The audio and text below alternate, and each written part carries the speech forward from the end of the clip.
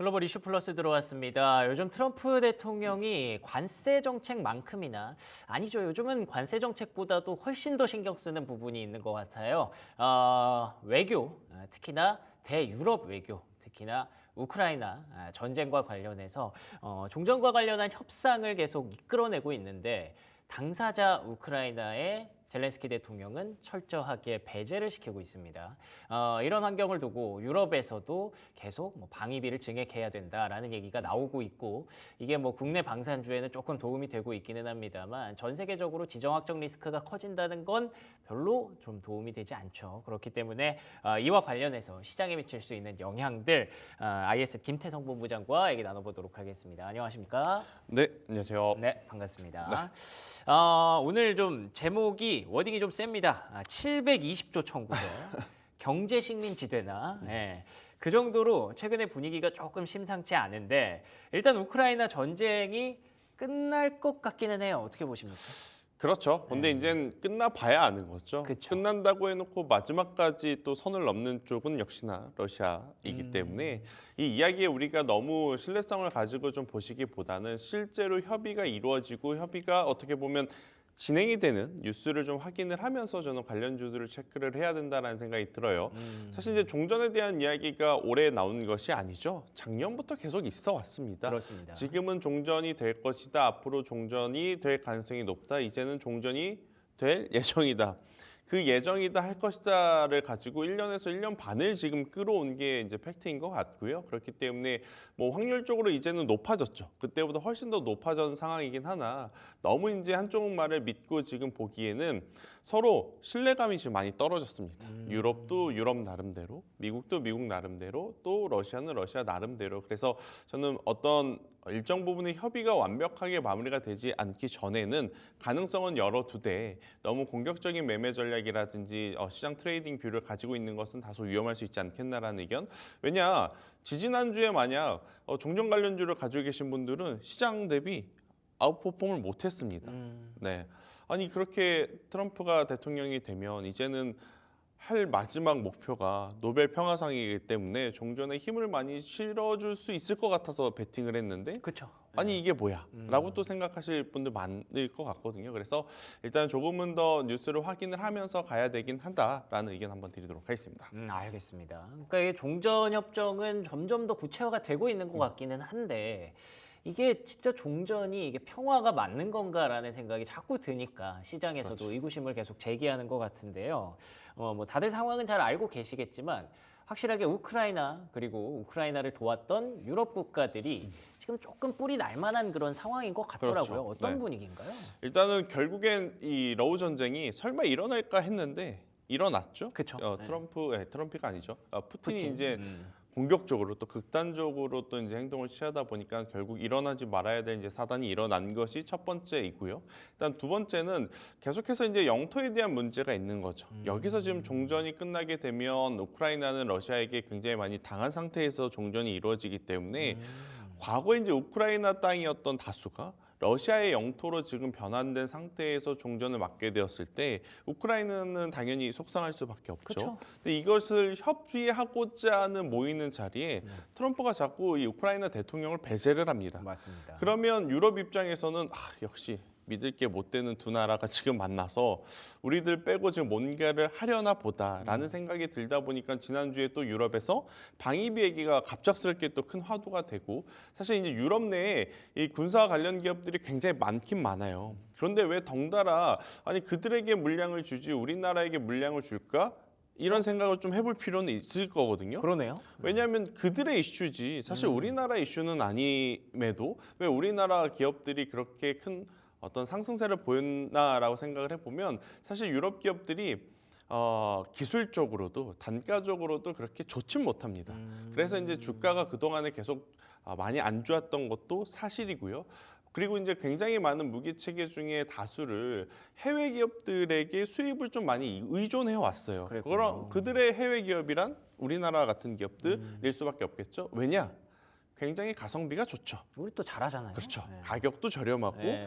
더욱이 분단 국가이기 때문에 우리나라는 그러니까요. 무기를 어떻게 보면 개발을 안 할 수도 없고 발전을 안 시킬 수 없다. 실제로 테스트도 잘하고. 그렇죠. 그렇기에 유럽 입장에서는 사실 이제 자국 산업은 아니었습니다. 그러다 보니까 방위비 얘기에 우리나라 기업들이 조금은 이제 수혜를 받을 수 있겠다라는 이야기가 나올 정도로 지금 유럽은 민감하게 좀 반응을 하고 있는 상황인 것 같아서 이 부분은 사실 단기적으로는 우리나라 방산주에게는 기회일 수는 있겠으나 이 기회에 유럽 내 자국 그 브랜드들도 한 번 더 크게 성장할 가능성도 전 그러네요. 높아 보이거든요. 네. 그래서 그들이 또 성장을 하면 반대로 우리나라 방산주들에게는 그렇게까지 반가운 소식은 아니기 때문에 지금 시세도 많이 낮고 첫 번째, 두 번째 지난주 금요일 날 미증시가 조정을 어찌되었든 받았습니다. 그게 이제 두 번째, 그리고 세 번째 이젠 2주 뒤면 공매도가 재개가 됩니다. 그러네요. 그러면 공매도가 재개되었을 때 우리가 공매도하는 투자자 입장이라고 쳐보죠.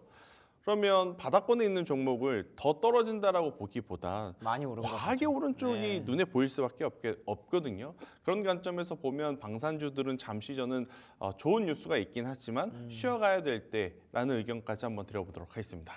알겠습니다. 그러니까 이게 좀 어려워요. 방산이랑 종전이 같이 간다는 게 되게 그렇죠. 넌센스잖아요. 그래서 이게 얼마나 갈까라는 생각이 드는데 그 생각 들 때마다 오르니까 이게 결국 못 따라가고 주가만 날아가고 이런 상황인데 말씀해주신 대로 앞으로의 일정이나 지금 불확실성이나 변동성 같은 것들을 다 고려하면 지금 따라가는 건 조금 늦지 않았나라는 생각이 좀 드네요.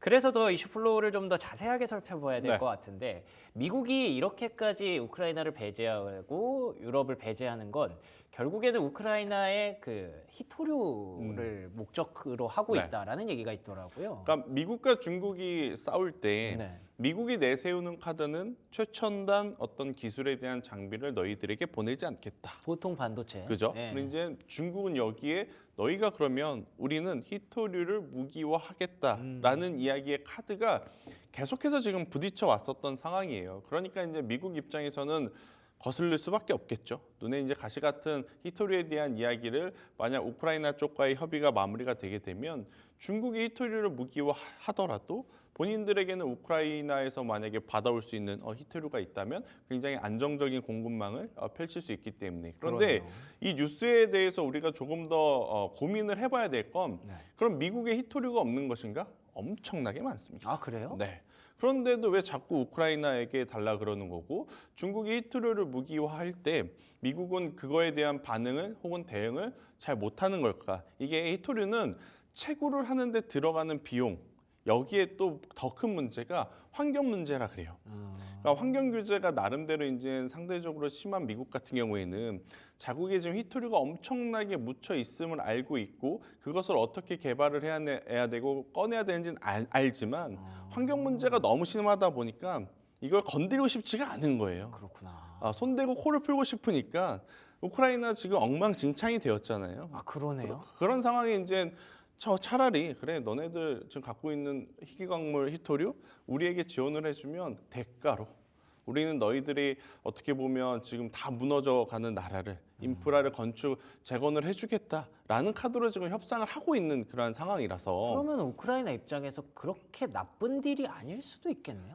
그런데 이게 정상적인 금액 혹은 정상적인 거래라면 해볼 만하죠. 아예 액수가 말이 안 되는. 네, 이건 뭐 액수도 그렇고 매장량의 50% 이상을 달라는 건 그쵸. 거의 뭐 그냥 자기네들이 다 마음대로 뽑아 쓸 만큼 뽑아 쓰겠다라는 것을 의미하는 거라서 고민이 될 수밖에 없을 것 같아요. 일단은 미국 같은 경우에는 어떻게 보면 우크라이나와의 앞으로의 협상이 이 미중 무역 전쟁의 또 하나의 변수로 작용이 될 가능성이 높습니다. 만약에 협의가 잘 되면 오히려 중국이 다소 밀리는 듯한 양상이 나올 가능성이 높고 협의가 계속 지지부진하게 되면 오히려 그동안에 밀렸었던 중국이 다시 한번 좀 길을 펼 수 있는 그런 모습들이 좀 나올 수는 있어서 아무래도 이제 변수는 우크라이나하고의 협의 일정이 아니겠는가라는 의견 드리겠습니다. 알겠습니다. 트럼프 대통령이 이렇게 노골적으로 배제를 하는 게 어떻게 보면 우리의 협상 카드를 그렇죠. 들어라라고 압박을 하고 있는 그런 느낌인 것 같아요. 근데 이만큼이나 좀 압박감을 주려고 하고 되게 시장에서 관세보다도 좀 더 중요한 것처럼 여겨지는 게 그만큼 중국의 어떤 히토류 무기화를 미국 입장에서 특히 트럼프 대통령 입장에서 조금 달아하고 있구나, 긴장하고 있구나라는 생각도 들어서 반대로 이게 중국 증시에 어떤 도움이 되는 그런 모멘텀이 될 수도 있겠다라는 생각이 드네요.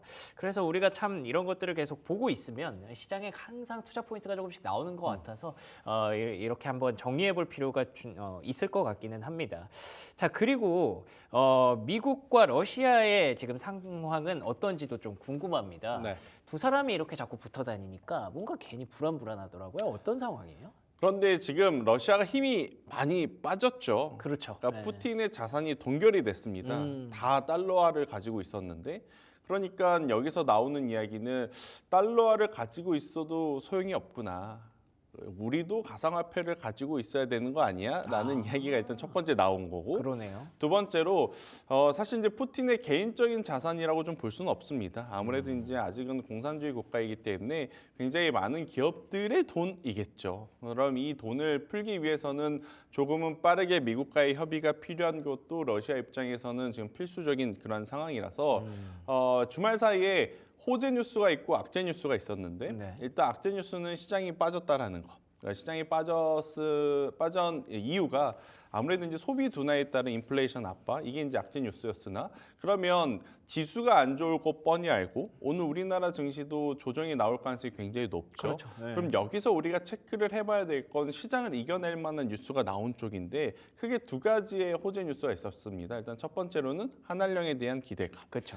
두 번째가 바로 이 종전, 재건에 대한 기대감인 상황에서 지금 단독 보도로 지금 굉장히 많은 뉴스들이 새벽에 지금 많이 나오고 있어서 그래요? 체크를 좀 해봐야 되긴 하지만 지금 우호적인 이야기들이 좀 많이 나오고 있습니다. 뭐 젤렌스키도 뭐 나토에 대한 이야기를 좀 긍정적으로 했다는 또 소식이 들어있고 이제 푸틴과 트럼프가 1차적으로 어떤 협의가 좀 이루어진 모습들이 지금 나오고 있는 상황이라서 저는 속도가 굉장히 이제 빠르게 그러네요. 붙어줄 네. 가능성이 높다는 생각이 들어서 이쪽 관련주들은 지금은 이제 체크를 해야 된다라는 게 이제 중요한 포인트일 것 같은데 두 번째는 러시아가 지금 만약 재건을 하게 되었을 때 네. 어느 나라에게 그 재건 입찰을 많이 허용해 줄 거냐 이것에 저는 포커스를 맞춰야 될 것 같아요. 러시아도 어쨌든 우크라이나 영토를 편입을 했으니까 그쪽도 재건을 그렇죠. 해야겠네요. 그러니까 지금 상황은 사실 우크라이나가 가지고 있는 토지를 재건하는 쪽보다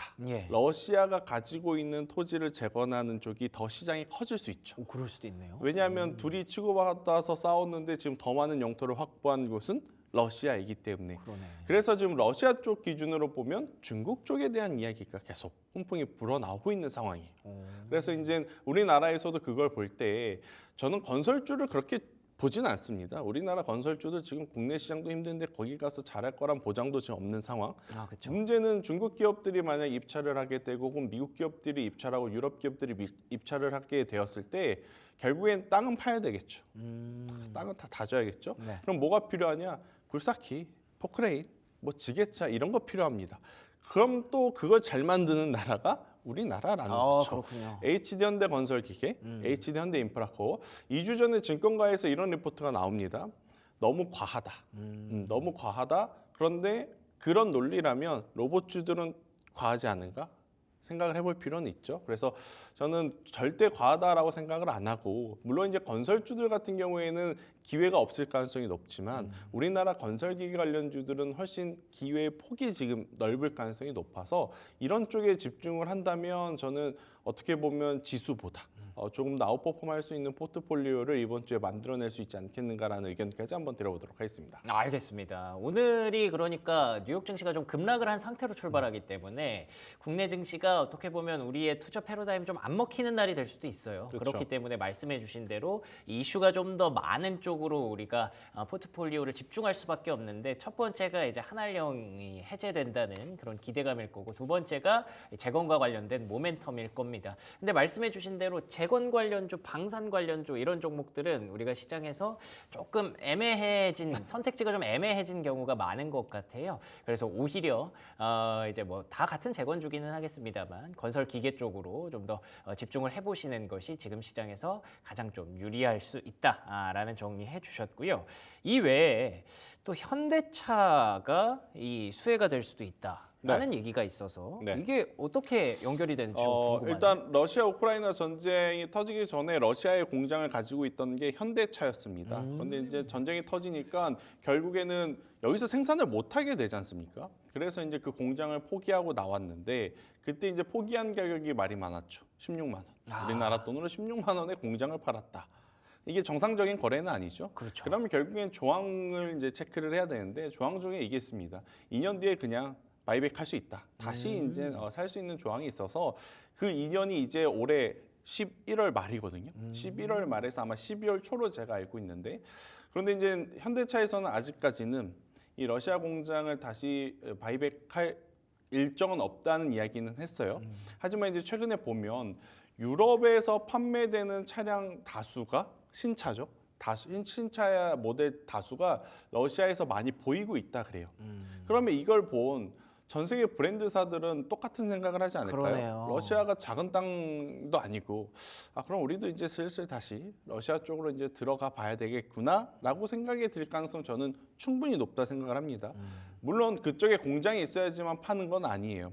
아무래도 이제 우리나라와 마찬가지로 그쪽에서도 영업하시는 분들이 있을 거 아니에요. 그래서 한국에서 차를 가져가서 판매를 하시는 분들도 물론 있겠지만 그러한 어떤 판매 종류라든지 판매 속도라든지 그런 것을 고려했었을 때 결국 지금 미국이 자국 내 공장이 있는 회사들을 먼저 챙겨주는 거 아니겠습니까? 그렇죠. 러시아도 지금 자기네들이 좀 덜 떨어진 어떤 경제 속도를 올리기 위해서는 자국 내에 투자를 해준 자국 내 공장을 가지고 있는 기업들을 우선적으로 좀 밀어줄 가능성이 높다라는 관점에서 보면 그러네요. 저는 현대차가 물론 이제 시기는 조율을 하겠죠.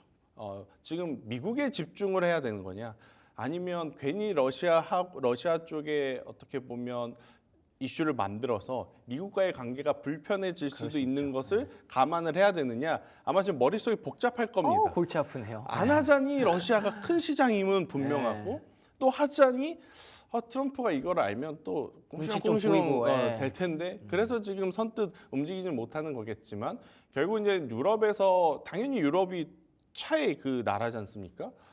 벤츠, BMW, 독삼사, 폭스바겐 뭐 이런 쪽들이 이제 밀고 들어가게 되면 뭐 시기의 문제일 뿐이지 현대차도 당연히 러시아 쪽으로 왜냐 러시아에 투자를 안 했던 게 아니지 않습니까? 그렇죠. 그런데 투자가 되어 있는 상황에서 다시 그냥 바이백하는 상황이라서 저는 시기의 문제일 뿐이지 만약 러시아 쪽으로 이제 진출이 이야기가 되면 근데 갑자기 뭐 그동안에 돈 못 벌다가 러시아 쪽 간다 그래서 돈을 왕창 버는 그런 건 아니에요. 그렇죠. 하지만 이제 긍정적인 어떤 호재 뉴스는 충분하지 않겠나라는 의견 드리겠습니다.